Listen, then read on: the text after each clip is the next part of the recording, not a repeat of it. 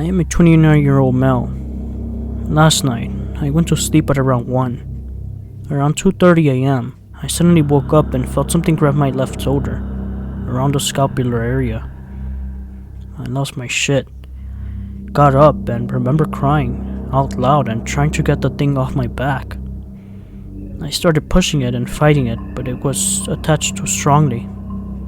This went on for probably 7 to 8 seconds. When I ran for the bathroom door, I was finally able to grab it and threw the thing on the floor. And I opened the bedroom door and went on for the living room lights.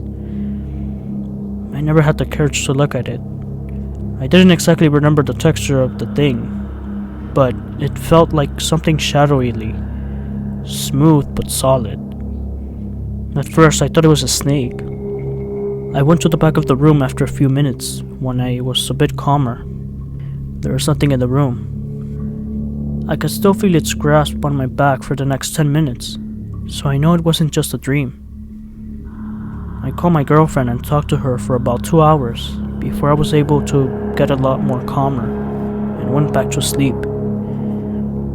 This was the most frightening thing I have ever felt in my lifetime. The reason I don't think this was a sleep paralysis is because I was just walking and running the entire time. I wasn't paralyzed in the bed. Something similar happened to my family when I was 12. My dad was working and my mom, 37, brother, 16, and I, 12, female, decided to use the walking trail behind our house to walk to a restaurant about 2 miles away and get some dinner. We brought our intimidating 35-pound mutt with us. It was getting dark, but we lived in an affluent area with a low crime rate at the time, and we didn't think anything of it. My surely 16-year-old brother was walking a little ways behind us with headphones in, and my mom and I were chatting while she had the dog's leash. About a mile into the walk, the trail cuts into some dense woods, but it's paved for bikers, so it was an easy walk. I was playing with the flashlight and shining it into the woods when it fell on a man standing just off the trail.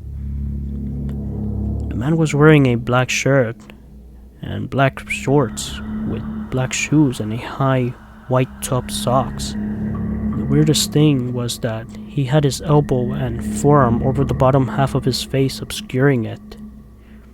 He didn't have a flashlight or anything, so I didn't know how well he would have been able to see us because it was totally dark by this point. I was shining the light at him. My mom said hello, and the man stood there perfectly still and silent.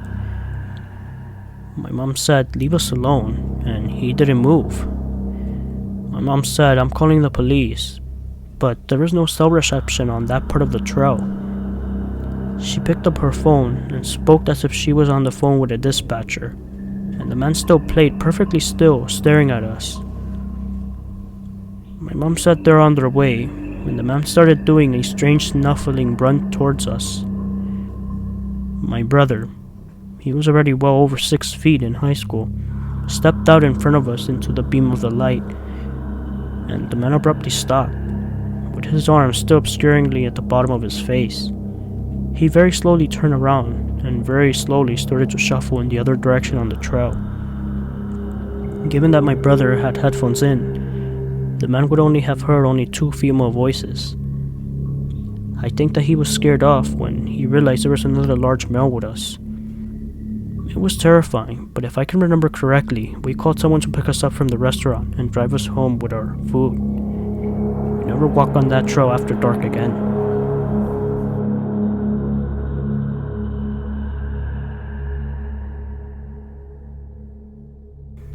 One night in January 2018, I came home late from a friend's house. My phone's battery had gone empty on the way home. I always charge my phone at night and never turn it off entirely, but completely contrary to what I usually do, I, for some reason, decided not to turn it back on, not even to plug it into the charger. I just felt right to have it turned off. When I got into bed, it was about 3 a.m.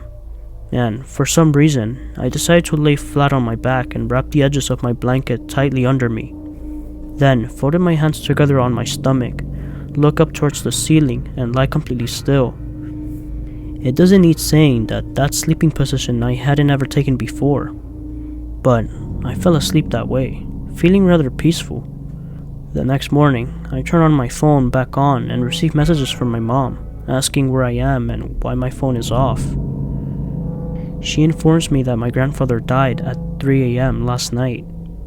I quickly drove down to my hometown to have a chance to see him one last time, and sure enough, there he was, in the exact same position I had gone to sleep in at 3 a.m. last night, in bed, flat in his back, blanket wrapped around him, and his hands were folded over his stomach. I had known that he was in bad health, but had no idea that he was dying. I'm even a little ashamed to say that night he hadn't been on my mind at all.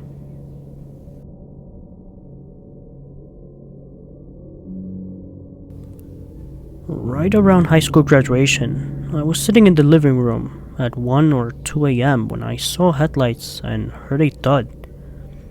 I cracked the front door open and there was a car outside. It appeared as though they might have hit my truck. As I started to open the door, they sped off. I checked the truck the following morning, but nothing looked obviously damaged. I went to work at my cashier job and my co-workers were talking about an armed robbery and a taxi driver that was executed with a handgun overnight. Pretty scary, I thought. About a month later, one of my mom's friends, who happened to work for the county, asked me to check my truck very closely and to call her if I found anything. I told her later that after closer inspection, yes, there is a small crack into the plastic trim around the driver's side tail light, and I told her about the car that probably did it. She explained to me that detectives had arrested a group of teenagers while investigating Gabby's murder, and that during the interviews, they mentioned stealing a car and bumping into a truck while joyriding before robbing a gas station at gunpoint and executing the taxi driver. About 2 weeks ago, my wife and I had friends over, and someone mentioned a Facebook story about a cabbie getting robbed at gunpoint. Someone else mentioned the execution, so I shared my story. My wife then added that we both could have died that night, because she was at the gas station clerk that got robbed. I knew that something bad happened to her around that time, and that she never talks about it much. It's such a scary and odd coincidence to me that before we were ever together, we were in the path of the same violent crime spree.